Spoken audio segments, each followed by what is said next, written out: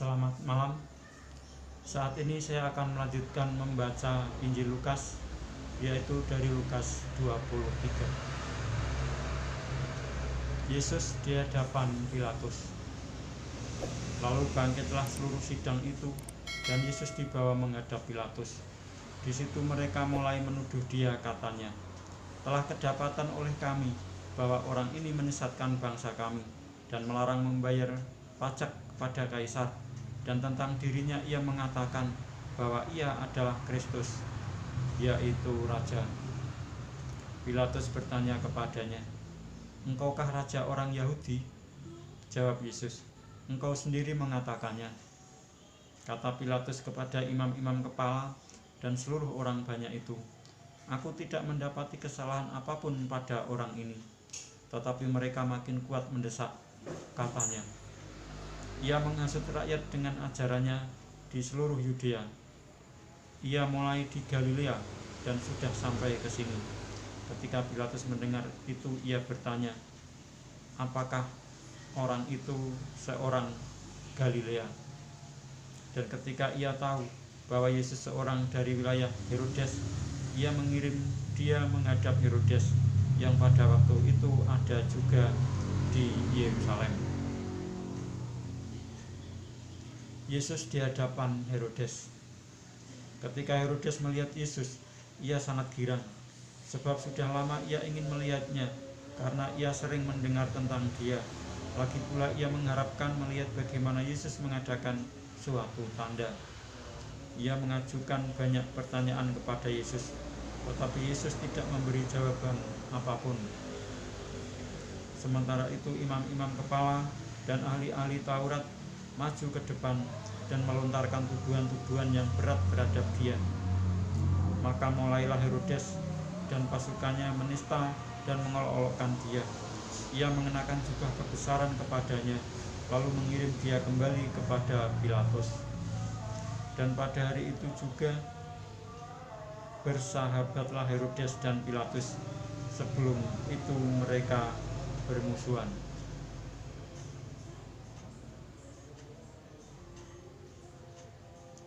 Yesus kembali di hadapan Pilatus. Lalu Pilatus mengumpulkan imam-imam kepala dan pemimpin-pemimpin serta rakyat, dan berkata kepada mereka, "Kamu telah membawa orang ini kepadaku sebagai orang yang menyesatkan rakyat. Kamu lihat sendiri bahwa aku telah memeriksanya, dan dari kesalahan-kesalahan yang kamu tuduhkan kepadanya, tidak ada yang kudapati padanya. Dan Herodes juga tidak." Saya ulangi, "Dan Herodes juga tidak, sebab ia mengirimkan dia kembali kepada kami. Sesungguhnya tidak ada suatu apapun yang dilakukannya yang setimpal dengan hukuman mati. Jadi aku akan menghajar dia lalu melepaskannya, sebab ia wajib melepaskan seorang bagi mereka pada hari raya itu." Tetapi mereka berteriak bersama-sama, "Enyahkanlah dia, lepaskanlah Barabas bagi kami." Barabas ini dimasukkan ke dalam penjara berhubung dengan suatu pemberontakan yang telah terjadi di dalam kota dan karena pembunuhan. Sekali lagi Pilatus berbicara dengan suara keras kepada mereka, karena ia ingin melepaskan Yesus. Tetapi mereka berteriak membalasnya, katanya, "Salibkanlah dia, salibkanlah dia." Kata Pilatus untuk ketiga kalinya kepada mereka, "Kejahatan apa yang sebenarnya telah dilakukan orang ini? Tidak ada suatu kesalahan pun yang kudapati padanya yang setimpal dengan hukuman mati. Jadi aku akan menghajar dia lalu melepaskannya." Tetapi dengan berteriak mereka mendesak dan menuntut supaya ia disalibkan, dan akhirnya mereka menang dengan teriak mereka.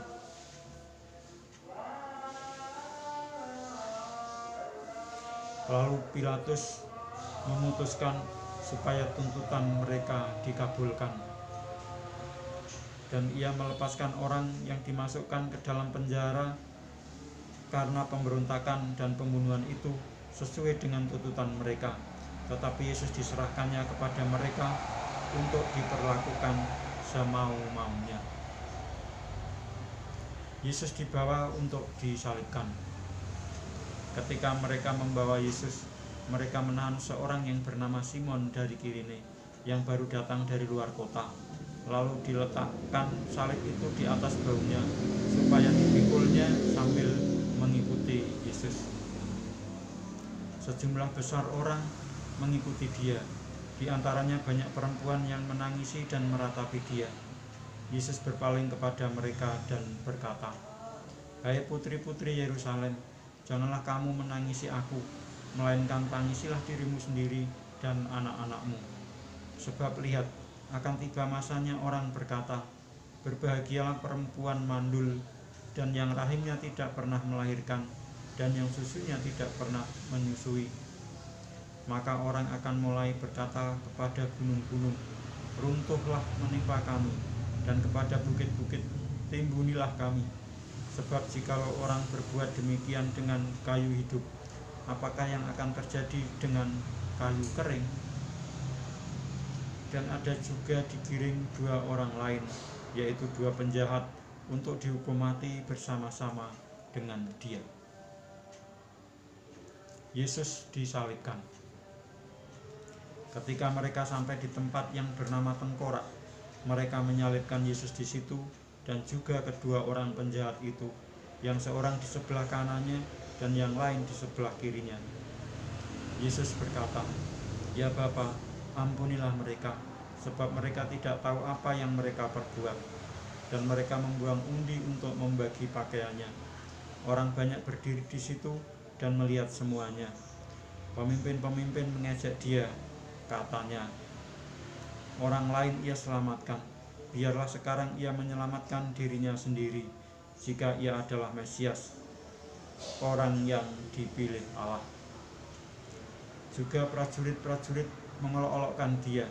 Mereka menunjukkan anggur asam kepadanya dan berkata, "Jika engkau adalah raja orang Yahudi, selamatkanlah dirimu." Ada juga tulisan di atas kepalanya, "Inilah raja orang Yahudi." Seorang dari penjahat yang digantung itu menghujat dia, katanya, "Bukankah engkau adalah Kristus? Selamatkanlah dirimu dan kami." Tetapi yang seorang menegur dia, katanya, "Tidakkah engkau takut juga tidak kepada Allah, sedang engkau menerima hukuman yang sama? Kita memang selayaknya dihukum, sebab kita menerima balasan yang setimpal dengan perbuatan kita. Tetapi orang ini tidak berbuat sesuatu yang salah." Lalu ia berkata, "Yesus, ingatlah akan aku apabila engkau datang sebagai raja." Kata Yesus kepadanya, "Aku berkata kepadamu, sesungguhnya hari ini juga engkau akan ada bersama-sama dengan aku di dalam Firdaus." Yesus mati. Ketika itu hari sudah kira-kira jam 12, lalu kegelapan meliputi seluruh daerah itu sampai jam 3, sebab matahari tidak bersinar. Dan tabir bait suci terbelah 2. Lalu Yesus berseru dengan suara nyaring, "Ya Bapa, ke dalam tanganmu kuserahkan nyawaku." Dan sesudah berkata demikian, ia menyerahkan nyawanya. Ketika kepala pasukan melihat apa yang terjadi, ia memuliakan Allah. Katanya, "Sungguh, orang ini adalah orang benar." Dan sesudah seluruh orang banyak yang datang berkerumun di situ untuk tontonan itu, melihat apa yang terjadi, pulanglah mereka sambil memukul-mukul diri. Semua orang yang mengenal Yesus dari dekat, termasuk perempuan-perempuan yang mengikuti dia dari Galilea, berdiri jauh-jauh dan melihat semuanya itu. Yesus dikuburkan. Adalah seorang yang bernama Yusuf. Ia anggota majelis besar dan seorang yang baik lagi benar. Ia tidak setuju dengan putusan dan tindakan majelis itu. Ia berasal dari Arimatea, sebuah kota Yahudi, dan ia menanti-nantikan kerajaan Allah. ia pergi menghadap Pilatus dan meminta mayat Yesus. Dan sesudah ia menurunkan mayat itu, ia mengapaninya dengan kain lenan, lalu membaringkannya di dalam kubur yang digali di dalam bukit batu, di mana belum pernah dibaringkan mayat. Hari itu adalah hari persiapan dan Sabat hampir mulai. Dan perempuan-perempuan yang datang bersama-sama dengan Yesus dari Galilea ikut serta, dan mereka melihat kubur itu dan bagaimana mayatnya dibaringkan. Dan setelah pulang, mereka menyediakan rempah-rempah dan minyak mur. Saya lanjutkan membaca Injil Lukas yang terakhir, yaitu Lukas 24. Kebangkitan Yesus. Dan pada hari Sabat mereka beristirahat menurut hukum Taurat. Tetapi pagi-pagi benar pada hari pertama minggu itu, mereka pergi ke kubur membawa rempah-rempah yang telah disediakan mereka. Mereka mendapati batu sudah terguling dari kubur itu, dan setelah masuk mereka tidak menemukan mayat Tuhan Yesus. Sementara mereka berdiri termangu-mangu karena hal itu, tiba-tiba ada 2 orang berdiri dekat mereka memakai pakaian yang berkilau-kilauan. Mereka sangat ketakutan dan menundukkan kepala. Tetapi kedua orang itu berkata kepada mereka, "Mengapa kamu mencari Dia yang hidup di antara orang mati? Ia tidak ada di sini. Ia telah bangkit. Ingatlah apa yang dikatakannya kepada kamu ketika ia masih di Galilea, yaitu bahwa Anak Manusia harus diserahkan ke tangan orang-orang berdosa dan disalibkan, dan akan bangkit pada hari yang ketiga." Maka teringatlah mereka akan perkataan Yesus itu, dan setelah mereka kembali dari kubur, mereka menceritakan semuanya itu kepada ke-11 murid dan kepada semua saudara yang lain. Perempuan-perempuan itu ialah Maria dari Magdala dan Yohana dan Maria ibu Yakobus, dan perempuan-perempuan lain juga yang bersama-sama dengan mereka memberitahukannya kepada rasul-rasul. Tetapi bagi mereka perkataan-perkataan itu seakan-akan omong kosong, dan mereka tidak percaya kepada perempuan-perempuan itu. Sungguh pun demikian, Petrus bangun lalu cepat-cepat pergi ke kubur itu. Ketika ia menjenguk ke dalam, ia melihat hanya kain kapan saja. Lalu ia pergi, dan ia bertanya dalam hatinya apa yang kiranya telah terjadi. Yesus menampakkan diri di jalan ke Emmaus. Pada hari itu juga 2 orang dari murid-murid Yesus pergi ke sebuah kampung bernama Emmaus, yang terletak kira-kira 7 mil jauhnya dari Yerusalem, dan mereka bercakap-cakap tentang segala sesuatu yang telah terjadi. Ketika mereka sedang bercakap-cakap dan bertukar pikiran, datanglah Yesus sendiri mendekati mereka, lalu berjalan bersama-sama dengan mereka. Tetapi ada sesuatu yang menghalangi mata mereka, sehingga mereka tidak dapat mengenal Dia. Yesus berkata kepada mereka, "Apakah yang kamu percakapkan sementara kamu berjalan?" Maka berhentilah mereka dengan muka muram. Seorang dari mereka, namanya Kleopas, menjawabnya, "Adakah engkau satu-satunya orang asing di Yerusalem yang tidak tahu apa yang terjadi di situ pada hari-hari belakangan ini?" Katanya kepada mereka, "Apakah itu?" Jawab mereka, "Apa yang terjadi dengan Yesus orang Nazaret? Dia adalah seorang nabi yang berkuasa dalam pekerjaan dan perkataan di hadapan Allah dan di depan seluruh bangsa kami. Tetapi imam-imam kepala dan pemimpin-pemimpin kami telah menyerahkan Dia untuk dihukum mati, dan mereka telah menyalibkannya. Padahal kami dahulu mengharapkan bahwa Dialah yang datang untuk membebaskan bangsa Israel. Tetapi sementara itu telah lewat 3 hari sejak semuanya itu terjadi." Tetapi beberapa perempuan dari kalangan kami telah mengejutkan kami. Pagi-pagi buta mereka telah pergi ke kubur dan tidak menemukan mayatnya. Lalu mereka datang dengan berita bahwa telah kelihatan kepada mereka malaikat-malaikat yang mengatakan bahwa ia hidup. Dan beberapa teman kami telah pergi ke kubur itu dan mendapati bahwa memang benar yang dikatakan perempuan-perempuan itu, tetapi dia tidak mereka lihat. Lalu ia berkata kepada mereka, "Hai kamu orang bodoh, betapa lambannya hatimu, sehingga kamu tidak percaya segala sesuatu yang telah dikatakan para nabi. Bukankah Mesias harus menderita semuanya itu untuk masuk ke dalam kemuliaannya?"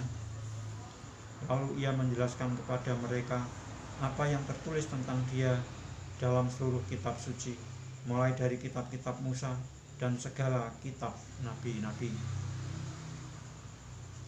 Mereka mendekati kampung yang mereka tuju. Lalu ia berbuat seolah-olah hendak meneruskan perjalanannya. Tetapi mereka sangat mendesaknya, katanya, "Tinggallah bersama-sama dengan kami, sebab hari telah menjelang malam dan matahari hampir terbenam." Lalu masuklah ia untuk tinggal bersama-sama dengan mereka. Waktu ia duduk makan dengan mereka, ia mengambil roti, mengucap berkat, lalu memecah-mecahkannya dan memberikannya kepada mereka.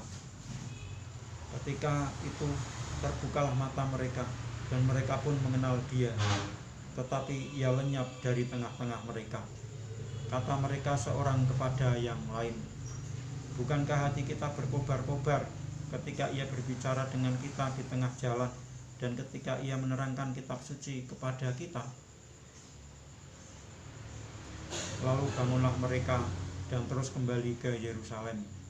Di situ mereka mendapati ke-11 murid itu. Mereka sedang berkumpul bersama-sama dengan teman-teman mereka. Kata mereka itu, "Sesungguhnya Tuhan telah bangkit dan telah menampakkan diri kepada Simon." Lalu kedua orang itu pun menceritakan apa yang terjadi di tengah jalan dan bagaimana mereka mengenal dia pada waktu ia memecah-mecahkan roti. Yesus menampakkan diri kepada semua murid. Dan sementara mereka bercakap-cakap tentang hal-hal itu, Yesus tiba-tiba berdiri di tengah-tengah mereka dan berkata kepada mereka, "Damai sejahtera bagi kamu." Mereka terkejut dan takut dan menyangka bahwa mereka melihat hantu. Akan tetapi ia berkata kepada mereka, "Mengapa kamu terkejut dan apa sebabnya timbul keraguan-raguan di dalam hati kamu? Lihatlah tanganku dan kakiku, aku sendirilah ini.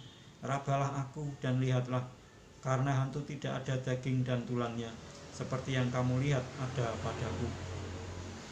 Sambil berkata demikian, ia memperlihatkan tangan dan kakinya kepada mereka. Dan ketika mereka belum percaya karena girangnya dan masih heran, berkatalah ia kepada mereka, "Adakah padamu makanan di sini?" Lalu mereka memberikan kepadanya sepotong ikan goreng. Ia mengambilnya dan memakannya di depan mata mereka.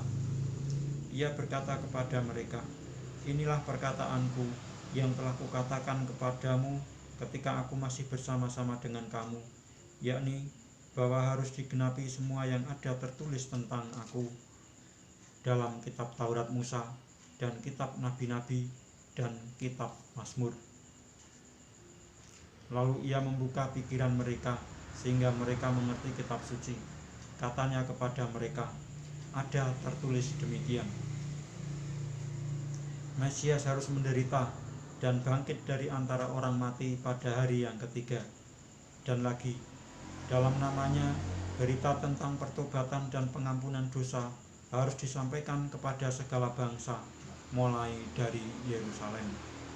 Kamu adalah saksi dari semuanya ini, dan aku akan mengirim kepadamu apa yang dijanjikan Bapakku. Tetapi kamu harus tinggal di dalam kota ini sampai kamu diperlengkapi dengan kekuasaan dari tempat tinggi." Kenaikan Yesus. Lalu Yesus membawa mereka keluar kota sampai dekat Betania. Di situ ia mengangkat tangannya dan memberkati mereka.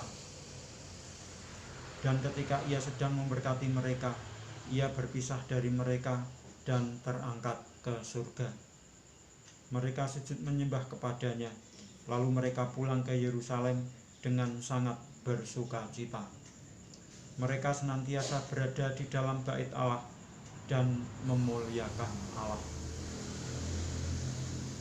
Demikianlah saya telah menyelesaikan membaca Injil Lukas, yaitu dari Lukas yang pertama sampai dengan Lukas yang terakhir, Lukas 24. Dan saya akan melanjutkan membaca Injil yang berikutnya, yaitu Injil Yohanes, pada kesempatan yang akan datang. Sekian, terima kasih.